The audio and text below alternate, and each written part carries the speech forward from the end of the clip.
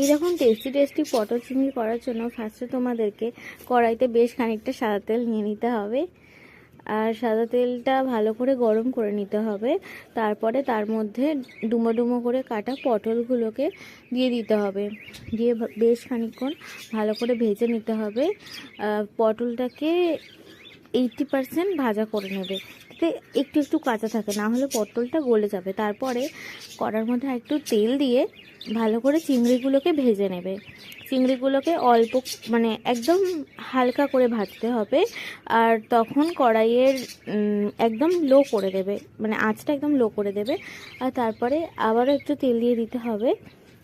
তেলটা দিয়ে আলুগুলো তার মধ্যে ভালো করে ভাজতে হবে। আলুগুলো দেখতেই পাচ্ছ লাল লাল করে ভেজে নিতে হবে। আলুগুলো কত সুন্দর করে ভাজা হয়েছে। তারপরে একটু বেশি করেই তেল দিয়ে তারপর তার মধ্যে 5 ফোড়ন,